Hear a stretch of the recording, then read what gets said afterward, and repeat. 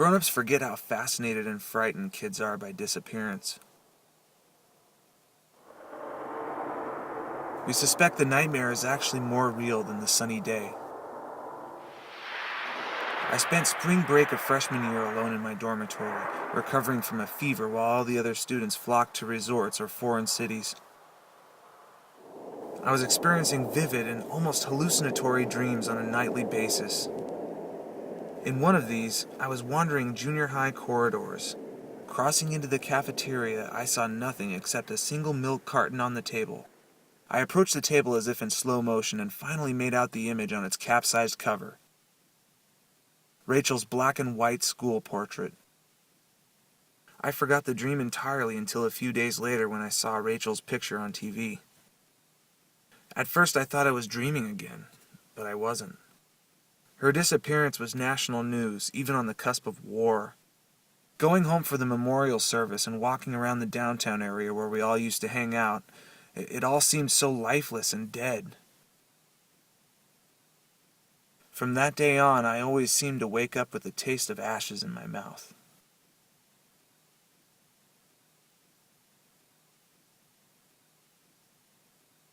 Rachel Jacobs was taken outside a Key West resort and murdered on March 17, 2003. Her body was found 3 weeks later. She was 19.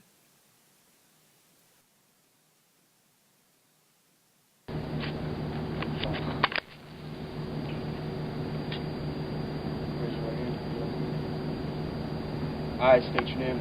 While there was no exact moment when David Isaac became Jules, the same is not true in reverse.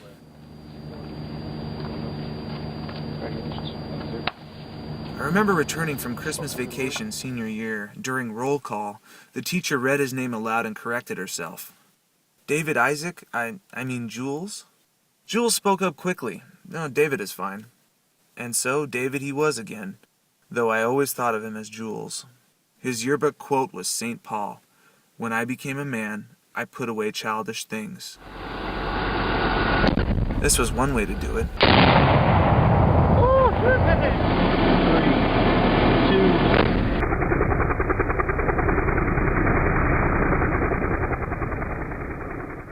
A few months after I finally dropped out of school and returned home with my tail between my legs, I ran into Jules at a bar. He was on leave just days after Fallujah, and superficially, he seemed the same. Yet I noticed that when he thought no one was looking, he would return to that frozen, intense look I'd seen in the classroom. No one saw him leave. At one point, his seat was just empty, a few dollar bills and some change on the counter. I remember thinking that St. Paul was wrong. The childish things are what keep us alive, even after they've become dead weight. Re-enlisting. We might be being overran at the moment, but it's all right. His hand is sturdy. How do you focus in this thing? It was a few days after his re-enlistment that Jules' tank rounded a corner to discover a trigger man punching numbers on his phone with a panicked expression.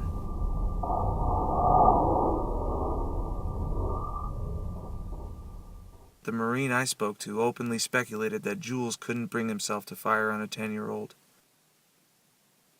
Jules' death was the first I discovered through Facebook.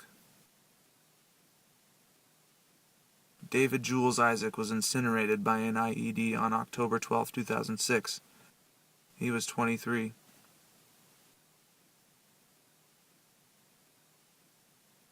When I last saw RJ, I was leaving the hospital and she was heading in.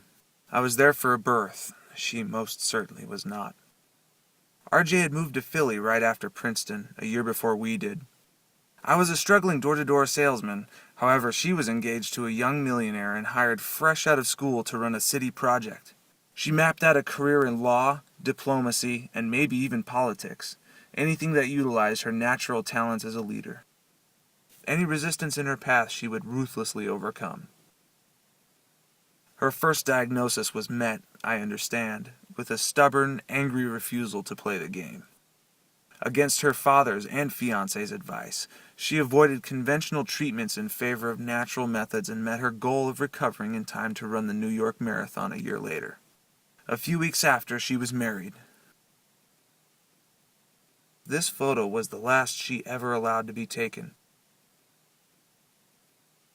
She did not want to be seen at her weakest. She and her new husband were waiting to share her pregnancy until after her honeymoon. But in fact, she had received other medical news as well, and this time RJ assented to the advice of her loved ones. And so I saw her, 10 months of radiation and chemo later. The nurse rolled her wheelchair past me with a polite nod, and I didn't even have the guts to return the gesture.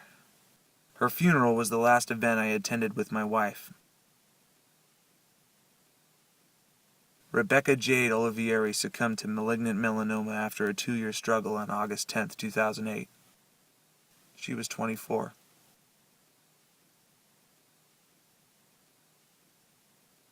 Jared's path crossed mine 3 more times. While waiting tables in Boston, I found him rooting through the trash outside. I brought leftovers from the kitchen, which he received gratefully without recognizing me, to my relief. 2 years later, jobless and divorced in Melrose, still a dry town back then, I was trying to turn my life around. A friend took me to a meeting where, to our mutual surprise, Jared and I ran into one another. Chatting over coffee, after our chance encounter, Jared filled me in. After his mother's death, he'd dropped into a bottomless pit of drugs and despair, bouncing between rehab, halfway homes, and mental health clinics. Having since then found sobriety and religion, Jared kept circling back to the images of Noah and the flood. At one point, he said something I'll never forget. "When I'm sober, I feel like I'm drowning in a stormy sea. Lit, the waves toss me around, but I've still got my head above water. It's hell, but it's just a better feeling." Walking back to the car afterwards, my other friend remained silent and then finally pronounced, "I give him another 6 months." On New Year's Eve, I spent 4 hours on the T thanks to a jumper at Downtown Crossing, and I cracked the same dark jokes as everyone else, until I caught the dead man's name. Jared Essa was crushed beneath the last Red Line train on the morning of January 1st, 2010. He was 25.